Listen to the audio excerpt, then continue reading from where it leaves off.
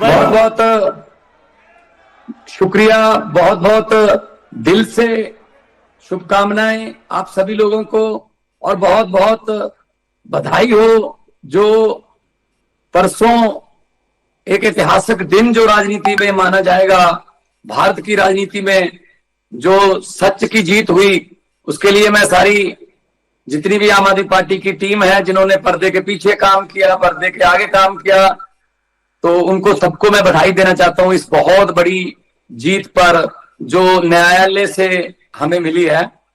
अरविंद केजरीवाल साहब बैठे हैं, गोपाल राय जी बैठे हैं, मनीष सिसोदिया जी बैठे हैं, सौरभ भारद्वाज जी बैठे हैं, और संजय सिंह जी अभी बोल के गए हैं, और जितनी भी दुर्गेश भी नजर आ रहे हैं, सभी जितने भी आम आदमी पार्टी की टीम की जो रीढ़ की हड्डी है वो सब बैठे हैं।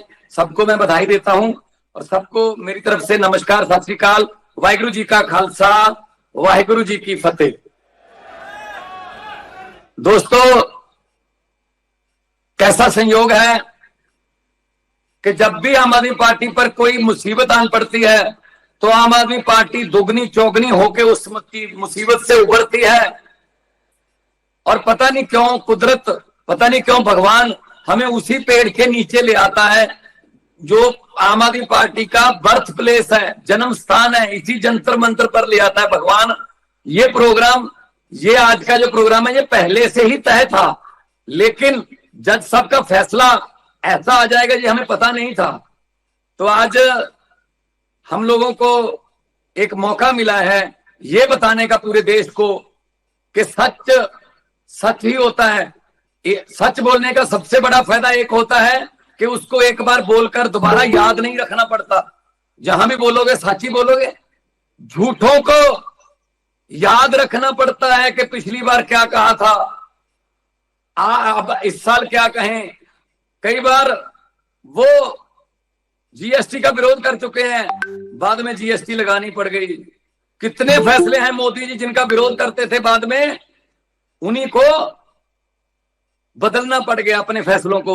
पहले झूठ बोलते थे, तेल की कीमतों पर बोलते थे मोदी जी कि इतनी बढ़ गई हैं, अब अभी तेल की कीमतें उससे भी ज्यादा बढ़ गई, अब कह रहे हैं ये मास्टर स्ट्रोक है।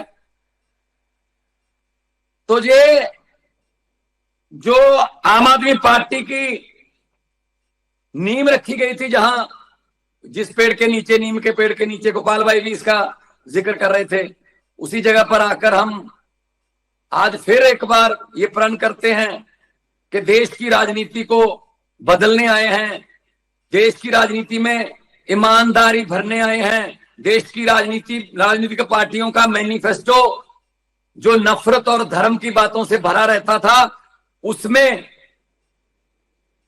हर पार्टी के मैनिफेस्टो में स्कूलों की बात, अस्पतालों की बात, बिजली की बात, रोजगार की बात, इंफ्रास्ट्रक्चर की बात, ये बातें अरविंद केजरीवाल जी ने लिखने पर मजबूर किया है दूसरी पार्टियों को। नहीं तो धर्म और जाति के सिवा और कुछ करते ही नहीं थे। तो अरविंद केजरीवाल जी हमारे लीडर हैं और उन्होंने बता दिया है कि अगर कुछ भी तय कर ले इस देश का नागरिक, इस 140 करोड़ अगर तय कर ले कि ये काम करना है तो हो जाता है। भगवान साथ देता है, सच्चे लोगों का भगवान साथ देता है। तो आज इस मौके पर मैं आप सबको यही कहना चाहूंगा कि ये सारे देश में, पूरे देश में जाकर हमें बताना होगा, अपने रिश्तेदारों को, दोस्तों, मित्रों को आप भी फोन करिए कि भाई ये सच की जीत हुई है। कैसे इन्होंने षड्यंत्र रचा। साहब को किसी ने जाके बोल दिया जी अस्पताल बहुत अच्छे हैं, अरविंद केजरीवाल की सरकार ने अस्पताल सरकारी बहुत अच्छे कर दिए, तो प्राइवेट वाले अस्पताल वाले जिनसे हमारा धंधा चलता है वो हम पर प्रेशर डाल रहे हैं जी, हमारे पास तो कोई आ ही नहीं रहा, हमारे जैसा इलाज तो सरकार ने फ्री कर दिया है दिल्ली के अस्पतालों ने। तो साहब ने पूछा होगा ये किसने बनाए, सतिंदर जैन ने, सर अंदर कर दो। सतिंदर जैन अंदर कर दिए। फिर किसी को बोला, साहब के पास कोई आया, साहब ने, मोदी जी को किसी ने बोला कि जी स्कूल बहुत अच्छे हो रहे हैं, दिल्ली के लोग प्राइवेट स्कूलों से बच्चे निकालकर सरकारी में दाखिले दिलवा रहे हैं। सर प्राइवेट स्कूल वालों से जिनसे हम चंदा लेते हैं, फंड लेते हैं, वो कह रहे हैं किस बात का फंड दें, सारे बच्चे तो उधर जा रहे हैं, पढ़ाई एक जैसी हो गई, उधर फीस माफ है, हमें कोई फीस कौन देगा।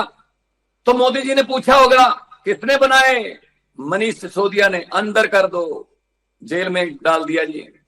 उसके बाद किसी ने कहा होगा जी अरविंद बिजली फ्री कर दी है और लोगों को आम आदमी क्लिनिक मिलने लगे हैं, लोगों को दवाई फ्री मिल रही है, बिजली फ्री है, इंफ्रास्ट्रक्चर बन रहा है, पुल पे पुल बन रहा है, ये बजट बहुत 30,000 करोड़ से 60,000 करोड़ पर चला गया है।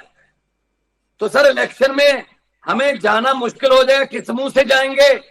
तो मोदी जी ने कहा होगा कोई घोटाला ढूंढकर अरविंद केजरीवाल को भी अंदर कर दो, उसकी टीम को अंदर कर दो, अंदर कर दिए सारे। तो लेकिन पेशी भुगतना बहुत मुश्किल है। हमारे देश में जो सजा होती है वो शायद इतनी कड़ी नहीं होती, लेकिन तारीख पे तारीख, तारीख पे तारीख, तारीख पे तारीख बहुत मुश्किल होती है, वही सजा होती है असल में। बहुत तारीखें भुगती अरविंद जी।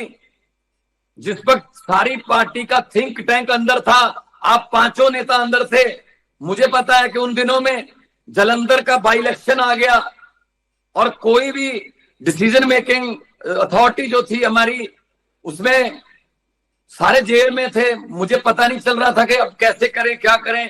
फिर भी हम बी टीम जो हमारी थी, हमारा बैकअप टीम थी, उनके साथ मिलकर काम चला रहे थे। आपके साथ मुलाकातें भी हुई, आपने कहा कोई नहीं भगवान साथ देगा, आप दिल से लड़ो और लोगों के पास जाते रहो, लोगों के दरवाजे खटखटाओ। हमने दरवाजे खटकाए और हमने जालंधर की बाई इलेक्शन भी और दूसरी एमपी की सीट भी बड़े मार्जिन से जीती सर, बड़े मार्जिन से जीती। उससे हमारा भी हौसला बढ़ा कि आप लोग भले ही जेल में हो, लेकिन आप जेल में जब मैं मुलाकात के लिए आता था तो आप यही पूछते थे पंजाब का क्या हाल है, पंजाब के लोगों का क्या हाल है, बिजली फ्री मिल रही है ना, पानी का काम चल रहा है ना खेतों के लिए, कोई दिक्कत तो नहीं है। करप्शन जो करते हैं उनको सबको अंदर कर दो, जो जिसकी भी रिपोर्ट आए अंदर कर दो। हमने देश को सुधारना है। जेल तो क्रांतिकारियों के लिए घी जैसा ही काम करती है। जब भगत सिंह जी को जेल हुई, उससे पहले जब असेंबली में बम फेंकने आना था तो भगत सिंह का नाम नहीं था सर बम फेंकने वालों की लिस्ट में। भगत सिंह ने जब लिस्ट पढ़ी तो उसने नीचे अपना नाम लिख लिया। तो चंद्रशेखर आजाद जो कि नौजवान सभा के प्रधान थे, तो उन्होंने कहा भगत क्या कर रहे तुम, क्या हो गया तुझे, आपको पता है कि ये नाम जो आपने लिखा है आप खुद ही, हमने गिरफ्तारियां देनी है इन लोगों ने, आप पर सांड्रस के कत्ल का मुकदमा चलता है, तुझे लाहौर ले जाएंगे और फांसी हो जाएगी। तो भगत सिंह ने कहा पंडित जी मुझे पक्का पता है, मुझे पकड़ के ले जाएंगे, लाहौर ले जाएंगे, 302 का मुकदमा कर देंगे, लेकिन पार्टी, हमारी नौजवान सभा पार्टी की थोड़ी लहर मट्ठी पड़ गई है, थोड़ी पार्टी को उभरने की जरूरत है, पार्टी की लहर को, पार्टी के कामों को।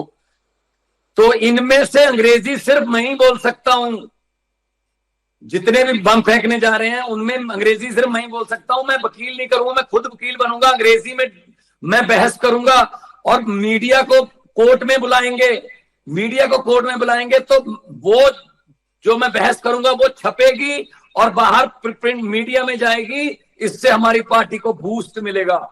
सर वही हुआ और पूरे देश में भगत सिंह राजगुरु सुखदेव की धूम मच गई कि कैसे कमाल के नौजवान हैं जो देश के लिए अपनी जवानी दांव पर लगा रहे हैं। सर हिस्ट्री रिपीट कर रही है अपने आप को। आपने भी जेल से हमें ऐसे ही मैसेज दिए थे कि भगवान झुकना नहीं है, इनके सामने झुकना नहीं है, जो एक्शन लेना है इनके खिलाफ लेना है ले लो, लेकिन झुकना नहीं है। आम आदमी पार्टी और बड़ी बन के निकलेगी। सर कल परसों जब फैसला आया तो आम आदमी पार्टी नेशनल पार्टी बन के निकली है। मैं अभी बेंगलोर में हूं, मुझे लोग बधाई देके जाते हैं कि बधाई हो जी, अब आपको कोई नहीं रोक सकता। ये पब्लिक के मुंह की जुबान की बात है सर कि अब आपको कोई नहीं रोक सकता।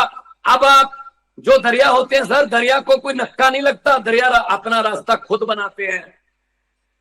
मैं कहना चाहता हूं मोदी साहब, अमित शाह जी, सुनोगे कभी तो सुनोगे ये हमारी खबर। वैसे तो आप खबरें हमारी आने नहीं देते, लेकिन सुन तो लोगे कभी ना कहीं कि किराएदार हैं ये जो गद्दी पर बैठे हैं ना, देश की गद्दी पर, इनको मैं कहना चाहता हूं किराएदार हैं, जाति मकान थोड़ी है, सभी का खून शामिल है यहाँ की मिट्टी में। भगत सिंह, राजगुरु, सुखदेव, करतार सिंह सराभा, अशफाक उल्लाह, सभी का खून है।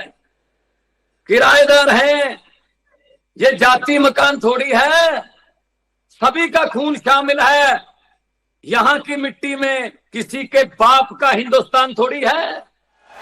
कुर्बानियां देने के लिए पंजाबी आगे आए, 90% कुर्बानियां हमारी हैं, और पंजाब का आप आरडीएफ का पैसा रोक लेते हैं 8,000 करोड़। पंजाब को जीएसटी का पैसा नहीं देते। पंजाब में बाढ़ आई, ऐतिहासिक बाढ़ आई, 1600 करोड़, महज 1600 करोड़ अनाउंस किया, वो 1600 करोड़ में से 16 पैसे भी नहीं दिए अब तक। और आप पंजाब में इलेक्शन लड़ना चाहते हैं।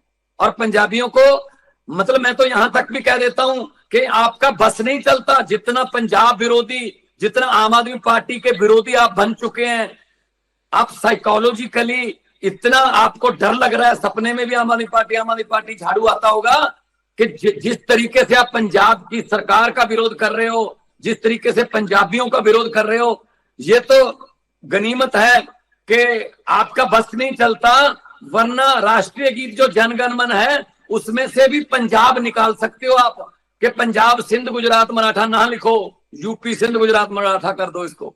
ये तो बस नहीं चलता सर। और खून है हमारा इस मिट्टी में, इस देश को आजाद करवाने के लिए खून हमारा लगा है सर। जब भी दुश्मन की पहली गोली आती है, सीने पंजाब के तने होते हैं सर सरहदों पर। और आप लोग हमें कहते हो कि पंजाबियों को पीछे कर दो, पंजाबियों को ड्रग में ले जाओ, पंजाबियों को ये कर दो, पंजाबियों को इनका ये रोक लो, वो रोक लो। ऐसे नहीं चलेगा। सरफरोशी की तमन्ना अब हमारे दिल में है, देखना है जोर कितना बाजुए कातिल में है। तो मैं यही कहूंगा, जो मेरे पंजाब से मेरे वित्त मंत्री साहब बैठे हैं, पंजाब से मेरे एमपी बैठे हैं, सर पंजाब हमेशा आपके साथ खड़ा रहेगा। और जिधर पंजाब चलता है ना, देश उधर ही चलता है सर। जब देश को अनाज की कमी हुई, हरा इनकलाब पंजाबियों ने मिट्टी में से सोना उगा दिया सर, देश के भंडार जो है भर दिए। जब पंजाब को आजादी की जरूरत थी, देश को आजादी की जरूरत थी, पंजाबी आगे आए, 90% कुर्बानियां दी और देश आजाद करवाया सर। तो जब आम आदमी पार्टी का भी, पहले आम आदमी पार्टी का जो पेड़ आपने लगाया था देश में, उसमें सबसे पहले 4 हरे रंग के पत्ते पंजाबियों ने ही दिए थे सर। अभी भी पंजाब में सरकार है, आपको 2027 में भी प्रचंड बहुमत से सेंचुरी लगाकर आपको जो है इसका ये तोहफा देंगे हम। और मैं यही कहना चाहूंगा कि झूठों ने झूठों से कहा, बीजेपी वाले आपस में बोल रहे होंगे, झूठों ने झूठों से कहा कि सच बोलो।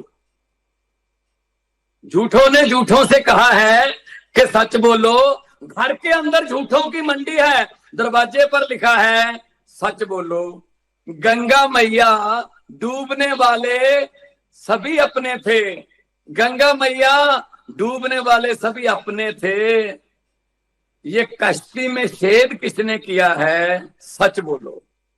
तो सच बोलने की कीमत तो चुकानी पड़ती है, लेकिन सच का सूरज कभी छुपता नहीं है सर। और बादलों में छुपकर सूरज वो ऐसे रहता नहीं है, वो निकल ही आता है। अरविंद केजरीवाल साहब, मनीष जी और जितने भी हमारी टीम बैठी है, पंजाब की तरफ से हम आपको एक चट्टान जैसा हौसला देने के लिए यहाँ पे उपस्थित हुए हैं। आप लोग आगे बढ़िए, हम आपके साथ हैं।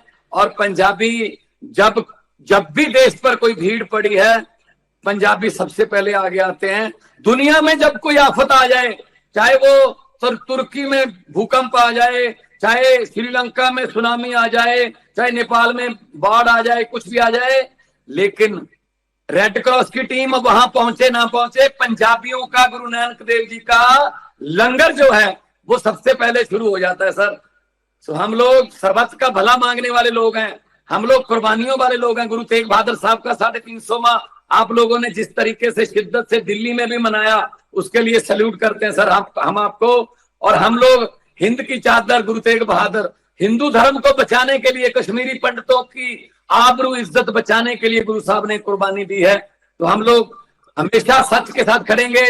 बहुत बहुत धन्यवाद। और मैं चाहूंगा कि दोनों हाथ ऊपर करके अगर 2 नारे लग जाएं इस बात पे, जंतर मंतर के ये पेड़ भी खुश हो जाएंगे कि ये हमारे नीचे इनकी पार्टी पैदा हुई थी हमारी छांव में, अब ये भी एक पेड़ बन चुके हैं, ये भी फल और फूल जो है खिलने लगे हैं। दोनों हाथ ऊपर करके अगर इनकलाब जिंदाबाद के 2 नारे, इनकलाब इनकलाब, बोले सो निहाल। बहुत बहुत धन्यवाद, जीते रहो, बहुत बहुत धन्यवाद।